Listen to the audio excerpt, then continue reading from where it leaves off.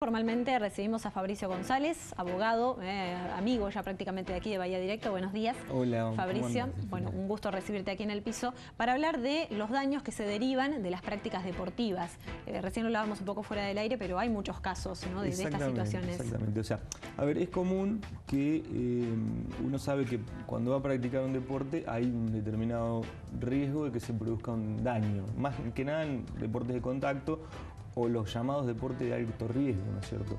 Cuando uno asume, ¿no es cierto?, que hay riesgos, bueno, es lógico que hay riesgos que son ordinarios, que se dan naturalmente. Hay un contacto, voy a jugar al fútbol, sé que la lesión puede existir, sé que puede existir, no sé, determinadas lesiones, esguince, lo que fuere. Pero bueno, hay casos donde ese riesgo traspasa el grado ordinario, ¿no es cierto? Y realmente se materializa un daño, se ocasiona un daño a una persona, ya sea en el ámbito profesional o en el amateurismo, o sea, se genera un daño realmente sensible, importante, a raíz de un accionar no meramente ordinario o porque hubo un contacto y demás, sino por un accionar debido a un desmesurado desvío en lo que es el respeto por las reglas de juego. Cada juego o cada deporte tiene reglas, sin perjuicio que, como digo, hay infracciones y las infracciones vienen porque no se han cumplido esas reglas. Claro, incluso tienen las sanciones, la tarjeta amarilla, la roja, etcétera, ¿no? En cualquier deporte, o sea, además del fútbol, no dejemos solamente el fútbol. Pero bueno, sin duda que ese desmesurado desvío de las reglas del juego hace que la persona que sufre un daño o una lesión importante pueda o no reclamar, solicitar un reclamo judicial o una indemnización por los perjuicios que pueda sufrir. En el profesionalismo se ha dado, hay jurisprudencia, hay casos, ¿no es cierto? Como yo siempre decimos, cuando nos referimos a jurisprudencia, la jurisprudencia es ni más ni menos que el conjunto de decisiones que toma la justicia para resolver un caso, casos determinados, ¿no es cierto? En este caso, la Corte de la Provincia de Buenos Aires resolvió en un fallo ya hace un poquito más de un año, donde un jugador profesional, hoy en día profesional, en aquel momento era un jugador que todavía no tenía tanta trascendencia por un hecho ocurrido en el año 94, donde bueno, lesionó a un compañero. Estamos hablando de un jugador, cuando digo profesional, jugador campeón del mundo, un jugador que... Nombralo, si ya estamos... ¿Nos puede traer algún problema esto? Ya veo que nos metemos en algún lío. Por favor, no lo nombremos. No es necesario. Bueno, realmente fue... quienes están en el ambiente del fútbol saben a quién nos referimos. Le generó obviamente un daño importante a una persona. Fueron a disputar una pelota y en un video se ve clarito cómo este jugador no va ni siquiera a la pelota, sino que va al pie de su compañero y bueno, lo lesionó. Digamos que quedaba claro que fue algo excesivo y no un roce producto de querer quitar la pelota. Exactamente. Ahí está donde hay, como yo digo, el desmesurado desvío en cuanto al cumplimiento de las reglas del juego. Por supuesto que esto dio lugar a un reclamo económico porque el jugador no pudo jugar más, se vio afectado y bueno, se generó un reclamo judicial que le dio, por supuesto, una indemnización a esta persona que quedó lesionada. ¿Indemnización económica? Siempre exactamente. De reparación. La sanción viene a ser... Hablemos de reparación económica. ¿Una reparación, ¿no?, siempre es económico o puede haber alguna otra medida que se tome? Y lo que pasa es que en este caso la persona no puede volver atrás, digamos, claro, en el tiempo. Vos pensá que el hecho pasó en el año 94, hasta el 2012, que más o menos fue cuando se resolvió esto. Pasó mucho tiempo, ¿no? Claro, un par de años, ¿no? Sí. Pero bueno, en concreto ¿y quién responde ante este tipo de situaciones? Bueno, ¿quién responde? El jugador, responde el club, responde la liga. Bueno, en este caso puntual se demandó al club, ¿no es cierto?, y al jugador. Se los hizo, bueno, responsables en forma solidaria, es decir que, como siempre explicamos, cualquiera de los dos, a cualquiera de los dos se le puede reclamar esa reparación económica fijada judicialmente y básicamente la persona dañada, bueno, de esa forma obtiene, si se quiere, una compensación económica por el perjuicio ocasionado. Hay casos donde también se ha hecho responsable a las ligas o los organizadores del evento deportivo. Las federaciones, en este caso por ahí las federaciones que como agrupan a clubes de fútbol o a clubes de rugby o a clubes de, no sé, de hockey, si se quiere, se las ha hecho responsable. Pero bueno, lo importante acá de destacar es que cuando uno practica un deporte asume un riesgo, ¿no es cierto? Y no implica cualquier lesión, o así sea una lesión grave.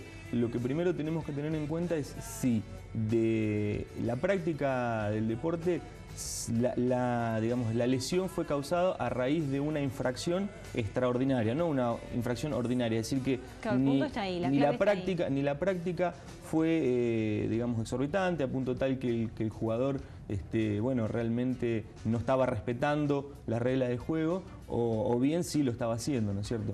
Como bien se suele decir, hay infracciones por faltas que se cometen ordinariamente y hay otras que son en forma extraordinarias, excesivas. Bueno, tenemos que ir ahí. Comentábamos hace un rato fuera de cámara, donde realmente hubo un reclamo por parte de los padres de un chiquito que fue también perjudicado por la práctica de un deporte, donde, bueno, estaba el chiquito de 10, 12 años, estaba practicando como arquero, ¿no es cierto?, en un club de fútbol, y bueno, le lesionaron el ojo cuando patearon una pelota al arco. Bueno, patearon la pelota al arco y le pegó en el ojo, fue ese el tema. Sí. La pelota no tenía ningún vicio que la convirtió en cosa riesgosa, ni tampoco el chiquito, digamos, el quien pateó, desarrolló una conducta tal que, bueno, sí, realmente... Y en ese caso llegó el caso a corte y no hubo indemnización. Diferente es otro supuesto hecho donde sí, en un partido de rugby, sí hubo responsabilidad tanto del club, del entrenador, del árbitro, de la unión de rugby, de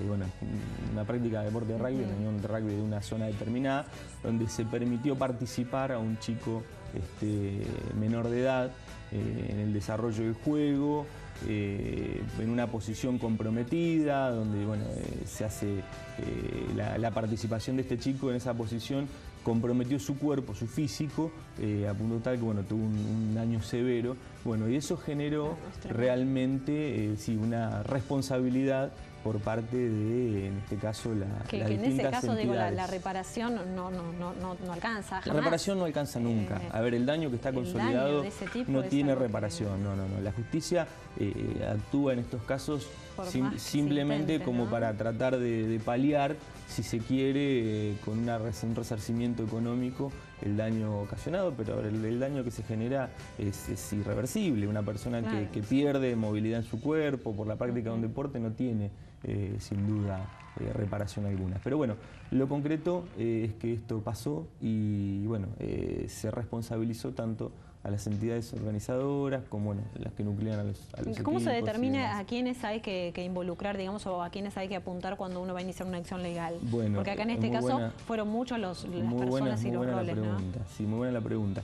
En el caso puntual que hablábamos recién de las distintas uniones de rugby, por el grado de participación que tienen en la toma de decisión de que esa persona participe en el evento y asuma los riesgos, ¿no es cierto? Todos los escalones por los que tiene que pasar para llegar a la cancha. El árbitro consintió, el entrenador consintió, el organizador también consintió que que ese jugador entrara a jugar, porque era un caso donde no completaba un equipo y no querían perder los puntos y cosas que por ahí se hacen en forma inocente que termina generando un daño importante.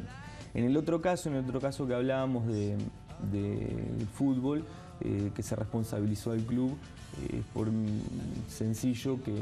dato sencillo que el club se estaba beneficiando o se beneficia con el jugador a raíz de la práctica del deporte. También debe asumir los perjuicios que este jugador ocasiona a raíz de la conducta, ¿no es cierto?, que desarrolla. Bien, y la cuestión económica se basa en qué, digamos, ¿cómo determinan el valor? Porque decíamos que es muy difícil repararlo, buscar ponerle una cifra a algo que es de por vida. Estrictamente, obviamente las partes reclaman y quien valora judicialmente es el magistrado. Cada cual ve cómo lo puede. Exactamente, en función de las pruebas que se puedan aportar en el expediente, se hace una valoración judicial, está sujeto a una valoración judicial que tiene que ser obviamente razonable. O sea, no se puede apartar de lo que tiene a la vista, ¿no?, para valorar. Fabricio, muchas gracias. Siempre muy claro, siempre con buenas herramientas para tener más nociones e información respecto a los derechos que tenemos nosotros, que tenemos todas las personas, y cómo hacerlos valer, que es importante, y el rol de la justicia en distintos casos. Muchísimas gracias, Fabricio, por venir.